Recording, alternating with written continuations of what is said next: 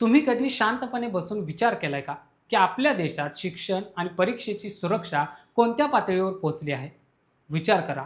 एखादा हुशार प्राध्यापक ज्याने आयुष्यभर विद्यार्थ्यांना शिकवलं, संशोधन केलं, तो अचानक गायब होतो. त्याच्या घरच्यांना माहीत नाही तो कुठे आहे. त्याचा फोन बंद आहे, इंटरनेट बंद आहे आणि तो चक्क पोलिसांच्या पहाऱ्यात एका गुप्त ठिकाणी बंदिस्त आहे. गुन्हेगार म्हणून नाही, तर केवळ एका परीक्षेचा पेपर काढतोय म्हणून. दुसरीकडे एक 17-18 वर्षाची मुलगी, महाराष्ट्रातल्या कुठल्यातरी छोट्या गावात राहणारी, जी रात्रीच्या वेळी एका छोट्या बल्बच्या प्रकाशात बायोलॉजीच्या पुस्तकाची पानं पुन्हा पुन्हा चाळते. या दोन अगदी टोकाच्या गोष्टी आहेत, पण या दोन्ही गोष्टींना जोडणारा एकच धागा आहे, तो म्हणजे अविश्वास. आपली व्यवस्था आता इतकी घाबरली आहे की तिला कोणावरच विश्वास राहिलेला नाही. आणि या अविश्वासामधूनच निर्माण झाली आहे येत्या 21 जूनला होणारी नीट म्हणजेच नीट UGची पुनर्परीक्षा. 22 लाख विद्यार्थ्यांचं भविष्य सध्या टांगणीला लागले आणि यावेळची सुरक्षा व्यवस्था पाहिली तर असं वाटतं की आपण परीक्षा घ्यायला निघालोय की कुठली मोठी लष्करी मोहीम राबवतोय. नमस्कार, मी सुनील आणि तुम्ही पाहताय या बोलूया. गोष्ट अगदी सुरुवातीपासून समजून घेऊया. 3 मे 2026 हा तो दिवस होता जेव्हा देशभरात नीटची परीक्षा पार पडली. परीक्षा संपल्यानंतर मुलं सुखाचा श्वास घेणार इतक्यात एक बातमी आली. राजस्थानच्या स्पेशल ऑपरेशन्स ग्रुपला एक गेस पेपर सापडला होता आणि जेव्हा तपास झाला तेव्हा समजलं की त्या गेस पेपरमधले तब्बल 140 प्रश्न प्रत्यक्ष परीक्षेत जसेच्या तसे आले होते. हे केवळ एका योगायोगासारखं नव्हतं, हा एक पद्धतशीर कट होता. धक्कादायक बाब म्हणजे 3 मेला परीक्षा होती, पण आरोपींना हा पेपर आणि त्याची उत्तर तालिका चक्क 27 एप्रिललाच मिळाली होती. विचार करा, परीक्षेच्या तब्बल एक आठवडा आधी पेपर लोकांच्या हातात फिरत होता. ज्या विद्यार्थ्यांनी वर्षानुवर्ष अभ्यास केला, क्लास लावले, रात्रभर जागून अभ्यास केला, त्यांच्या स्वप्नांचा चक्काचूर करणारा हा प्रकार होता. जेव्हा हे उघड झालं तेव्हा संपूर्ण देशात प्रचंड संताप निर्माण झाला. विद्यार्थी रस्त्यावर आले, पालकांनी आंदोलने केली. शेवटी केंद्र सरकारला नमते घ्यावे लागले आणि परीक्षा रद्द करण्यात आली. 12 मे रोजी अधिकृतपणे ही परीक्षा रद्द झाली आणि संपूर्ण तपास CBIकडे सोपवण्यात आला. पण परीक्षा रद्द करून मूळ प्रश्न सुटत नाही. तो ताण, तो मनस्ताप, तो पालकांचा पैसा, हे सगळं वाया गेलं. CBIने तपास केला, आरोपींना पकडलं, त्यांची कोठडीसुद्धा 15 जूनपर्यंत वाढवण्यात आली. पण सर्वात महत्त्वाचा टप्पा होता तो म्हणजे पुन्हा परीक्षा घेण्याचा. शिक्षण मंत्री धर्मेंद्र प्रधान यांनी स्पष्ट सांगितलं की मागच्या परीक्षेमध्ये जिथे जिथे त्रुटी होत्या, जिथे जिथे कमकुवत दुवे होते, ते सगळे कायमचे बंद केले पाहिजेत. आणि यातूनच उभा राहिला एक नवा सुरक्षा आराखडा. या नवीन व्यवस्थेचा सर्वात मोठा आणि अभूतपूर्व टप्पा म्हणजे प्रश्नपत्रिका तयार करणाऱ्या तज्ज्ञांची संपूर्ण नजरकैद. जेव्हा आपण नजरकैद म्हणतो तेव्हा त्याचा अर्थ अगदी तंतोतंत आहे. जे लोक नीट परीक्षेचा पेपर सेट करत आहेत, जे त्याचे वेगवेगळ्या प्रादेशिक भाषांमध्ये अनुवाद करत आहेत आणि जे या संपूर्ण प्रक्रियेवर देखरेख ठेवत आहेत, त्या सर्व तज्ज्ञांना एका अत्यंत सुरक्षित पण अज्ञात ठिकाणी हलवण्यात आलं आहे. या जागेबद्दल NTAच्या म्हणजेच नॅशनल टेस्टिंग एजन्सीच्या केवळ काही मोजक्याच वरिष्ठ अधिकाऱ्यांना माहिती आहे. या तज्ज्ञांचे वैयक्तिक मोबाईल फोन, लॅपटॉप, डिजिटल घड्याळं, स्मार्टवॉच आणि इतर सर्व संपर्क साधने आधीच जप्त करण्यात आली आहेत. त्यांना इंटरनेटचा वापर करण्याची सक्त मनाई आहे. ते त्यांच्या कुटुंबियांशी सुद्धा बोलू शकत नाहीत. या सुविधेमध्ये कोणालाही आत जाण्याची किंवा बाहेर पडण्याची परवानगी नाही. प्रत्येक हालचालीवर 24 तास CCTV आणि सुरक्षा रक्षकांचा कडक पहार आहे. ही कडक नजरकैद 21 जून रोजी परीक्षा पूर्ण होईपर्यंत म्हणजेच त्या दिवशी सायंकाळी 5:15 वाजेपर्यंत अशीच अव्याहतपणे सुरू राहणार आहे. पण विचार करा, देशातल्या सर्वोत्तम बुद्धिमत्तेला केवळ पेपर फुटू नये म्हणून अशा प्रकारे एका बंदिस्त खोलीत ठेवावं लागते. ही आपल्या नैतिकतेची घसरण नाही तर काय आहे? चला, पेपर तयार झाला असं समजू, पण तो देशातल्या 551 शहरांमध्ये आणि परदेशातल्या 14 शहरांमध्ये सुरक्षितपणे पोहोचवायचा कसा? मागच्या वेळी वाहतुकीच्या दरम्यानच सगळा घोळ झाला होता. रस्ते वाहतुकीवर किंवा खाजगी कुरिअरवर आता विश्वास राहिलेला नाही. मग यावर काय उपाय शोधला? सरकार आता चक्क भारतीय हवाई दलाच्या विमानांचा वापर करण्याचा विचार करते. विचार करा, फायटर जेट्स आणि लष्करी विमानं आता नीट परीक्षेचे पेपर वाहून नेणार आहेत. हे ऐकायला अत्यंत अभिमानास्पद वाटू शकतं, पण शांत डोक्याने विचार केला तर समजेल की ही अत्यंत चिंतेची बाब आहे. ज्या देशात परीक्षांचे पेपर सुरक्षित ठेवण्यासाठी लष्कराची मदत घ्यावी लागते, तिथली नागरी व्यवस्था आणि प्रशासन किती कमकुवत झाले हेच यातून सिद्ध होतं. यंत्रणेने या वाहतुकीमध्ये कंपार्टमेंटलायझेशन म्हणजेच कामाची विभागणी केली आहे. पेपर छापणारी कंपनी वेगळी, त्यांचं पॅकेजिंग करणारी यंत्रणा वेगळी, वाहतूक करणारे वेगळे आणि परीक्षा केंद्रांवर हाताळणारे वेगळे. यापैकी कोणालाही संपूर्ण साखळीची माहिती नसेल, जेणेकरून जर कुठून लीक झाला तर नेमकी चूक कुठे झाली हे लगेच पकडता येईल. पण दुसरीकडे इंटरनेटच्या दुनियेत एक वेगळंच युद्ध सुरू आहे. परीक्षा जवळ येते तसं सोशल मीडिया, टेलिग्राम आणि व्हॉट्सॲपवर पुन्हा एकदा खोट्या प्रश्नपत्रिका विकणाऱ्या टोळ्या सक्रिय झाल्या आहेत. अनेक चॅनल्सवर असा दावा केला जातोय की पुनर्परीक्षेचा पेपर आधीच लीक झालाय आणि तो पैशांच्या बदल्यात मिळतोय. NTAने यावर तातडीने निवेदन प्रसिद्ध केलं असून हे सगळे दावे पूर्णपणे खोटे आणि विद्यार्थ्यांमध्ये भीती पसरवणारे असल्याचं म्हटलंय. सायबर क्राईम पोलीस 24 तास अशा चॅनल्सवर आणि खात्यांवर नजर ठेवून आहेत. पण प्रश्न असा पडतो की दरवेळी अशा टोळ्यांवर कडक कारवाई का होत नाही? का प्रत्येक परीक्षेच्या वेळी विद्यार्थ्यांना अशा मानसिक त्रासातून जावं लागतं? चला आता आपण विद्यार्थ्यांच्या दृष्टिकोनातून पाहूया.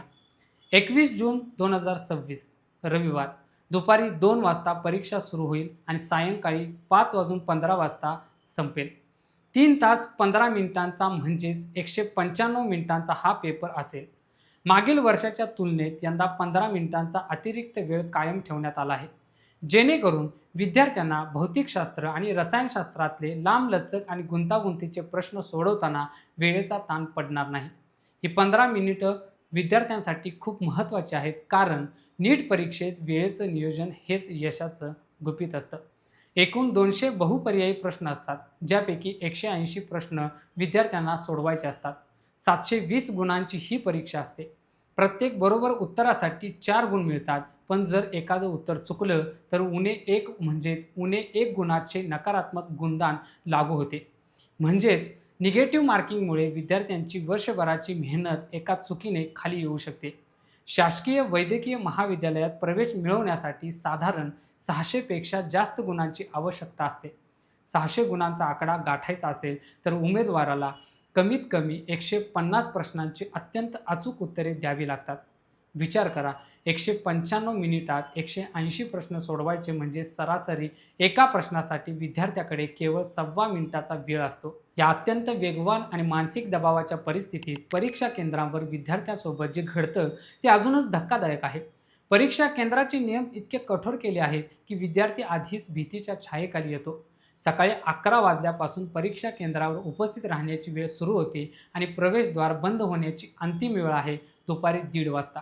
दुपारी 1:30 वाजल्यानंतर परीक्षा केंद्रांचं गेट कोणत्याही परिस्थितीत आणि कोणासाठीही उघडलं जाणार नाही. समजा एखादा विद्यार्थी खूप लांबून प्रवास करून येतो, वाटेत ट्रॅफिक जाम झाला, गाडी बिघडली आणि तो 1:31 पोहोचला तर त्याला सरळ बाहेर काढलं जाईल. त्याचे आयुष्यभराचे स्वप्न तिथेच संपेल.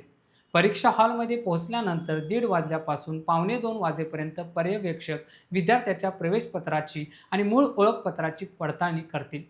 1:45 सीलबंद प्रश्नपत्रिकांचे वितरण केले जाईल आणि त्यानंतर विद्यार्थ्यांना OMR शीटवर आपली माहिती भरण्यासाठी 10 मिनिटे दिली जातील. 2 वाजता परीक्षा सुरू होईल. पण या संपूर्ण प्रक्रियेच्या आधी प्रवेशद्वारावर जे सुरक्षा तपासणीचं नाटक चालतं ते विद्यार्थ्याला मानसिकदृष्ट्या खचवून टाकणार असतं. तिथे 3 स्तरांची सुरक्षा व्यवस्था तैनात केली आहे. 5 लाखांपेक्षा जास्त सुरक्षा रक्षक देशभरातल्या केंद्रांवर लक्ष ठेवून आहेत. प्रत्येक विद्यार्थ्याची मेटल डिटेक्टरने कसून तपासणी केली जाते. पण याही पलीकडे जाऊन तोतया उमेदवारांना रोखण्यासाठी रिअल टाईम बायोमेट्रिक व्हेरिफिकेशन आणि फेशियल रेकग्निशन तंत्रज्ञानाचा वापर केला जाणार आहे. म्हणजे विद्यार्थ्यांच्या बोटांचे ठसे आणि त्याचा चेहरा अधिकृत डेटाबेसशी जुळवून पाहिला जाईल. जर चेहरा किंवा बोटांचे ठसे जुळले नाहीत तर त्याला सरळ पोलिसांच्या ताब्यात दिले जाईल. पण खरा त्रास होतो तो ड्रेस कोडमुळे. NTAने जाहीर केलेला ड्रेस कोड इतका विचित्र आणि कडक आहे की त्यामुळे विद्यार्थ्याच्या स्वाभिमानाला धक्का लागतो. पुरुष उमेदवारांनी साधे फिकट रंगाचे अर्ध्या बाह्यांचे टी-शर्ट किंवा शर्ट परिधान करावेत. त्यावर मोठे खिसे, डिझाईन किंवा मोठी बटणे नसावीत. साधी पॅन्ट किंवा ट्राउझर्स घालण्यास परवानगी आहे, पण त्यात जास्त खिसे नसावेत. पायात बंद बूट किंवा शूज घालण्यास पूर्णपणे बंदी आहे. केवळ साध्या चपला किंवा सँडल्स घालूनच परीक्षा केंद्रात जाता येईल. महिला उमेदवारांसाठी तर दागिने घालण्यावर पूर्णपणे बंदी आहे. कानातले, गळ्यातले हार, अंगठी, नथ, अगदी साधी हेअरपिन किंवा रबर बँडसुद्धा घालता येणार नाही. कपड्यांवर कसलंही नक्षीकाम, ब्रोचेस किंवा फुले नसावीत. उंच टाचांचे सँडल्स किंवा बंद बूट घालण्यास सक्त मनाई आहे. जे उमेदवार धार्मिक किंवा सांस्कृतिक पेहराव घालतात, जसे की शीख उमेदवारांची पगडी किंवा मुस्लिम महिलांचा बुरका हिजाब, त्यांना दुपारी 12:30 वाजण्यापूर्वीच केंद्रावर हजर राहावे लागेल, जेणेकरून त्यांची स्वतंत्र खोलीत महिला सुरक्षा रक्षकांद्वारे सन्मानपूर्वक पण कसून तपासणी केली जाईल. आता मला सांगा, एखाद्या 18 वर्षाच्या विद्यार्थ्याची जेव्हा अशी झडती घेतली जाते, त्याचे बूट बाहेरच काढून घ्यायला लावले जातात, त्याला फक्त चपलांवर आत सोडलं जातं, त्याच्या गळ्यातली साखळी किंवा कानातले काढून घेतले जातात, तेव्हा त्याच्या मनात कोणती भावना निर्माण होत असेल? त्याला असं वाटत नाही का की तो परीक्षा द्यायला नाही तर एखाद्या गुन्ह्याची शिक्षा भोगायला आलाय? या मानसिक दडपणाखाली तो पुढचे 3.25 तास कसा शांतपणे पेपर लिहू शकेल? परीक्षा हॉलमध्ये स्वतःचा पेन नेण्याचीही परवानगी नाही. परीक्षा केंद्रच तुम्हाला पेन पुरवणार आहे. स्वतःची पाण्याची बाटली न्यायची असेल तर ती पूर्णपणे पारदर्शक असावी लागेल. जर तुम्ही डायबेटिक म्हणजेच मधुमेही असाल तरच तुम्हाला साखरेच्या गोळ्या किंवा सफरचंद, केळी यांसारखे फळे नेण्याची मुभा आहे. बाकीच्यांना साधे चॉकलेट किंवा कँडी नेण्याचीही परवानगी नाही. या सगळ्या कठोर नियमामागचा हेतू चांगला आहे, गैरप्रकार रोखणे हाच आहे, हे मान्य.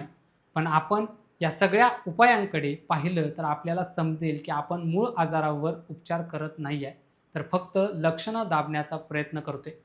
पेपर लीक का होतो? कारण या ऑफलाईन परीक्षेच्या वाहतूक आणि छपाईच्या साखळीमध्ये खूप लोक सामील असतात. जोपर्यंत ही साखळी आपण डिजिटल करत नाही, तोपर्यंत हे धोके राहणारच. कॉम्प्युटर बेस्ड म्हणजेच ऑनलाईन परीक्षा ह्याच यावरचा भविष्यातील एकमेव पर्याय दिसतोय, जिथे प्रश्नपत्रिका थेट मुख्य सर्व्हरवरून परीक्षेच्या अगदी 5 मिनिटे आधी विद्यार्थ्यांच्या कॉम्प्युटर स्क्रीनवर येईल. यामुळे वाहतूक आणि छपाई दरम्यान होणारे सर्व गैरप्रकार कायमचे संपुष्टात येतील. पण आज आपण ज्या टप्प्यावर उभे आहोत, तिथे सर्वात मोठं नुकसान आपल्या तरुण पिढीचं होते. 22 लाख विद्यार्थी आणि त्यांचे आई-वडील ज्यांनी आपल्या मुलाच्या डॉक्टर बनण्याच्या स्वप्नासाठी दिवस-रात्र कष्ट केले, कर्ज काढलं, क्लासची फी भरली, ते आज या व्यवस्थेच्या अविश्वासामुळे मानसिक छळाला सामोरे जात आहेत.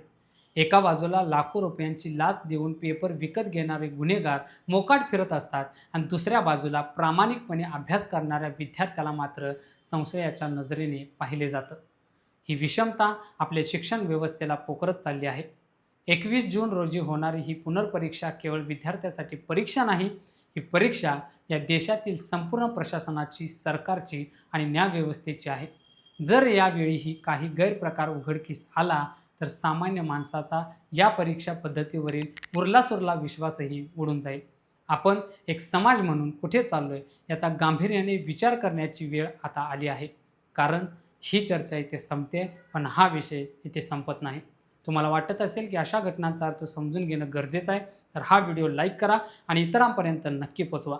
तुमचं मत, तुमचा अनुभव, तुमचा दृष्टिकोन कमेंट्समध्ये नक्की सांगा आणि अशाच वेगवेगळ्या विषयांवर बोलण्यासाठी चॅनलला सबस्क्राईब करा. आजच्या व्हिडिओत इतकंच. नवीन व्हिडिओत नवीन विषयासोबत पुन्हा भेटूया. या बोलूया.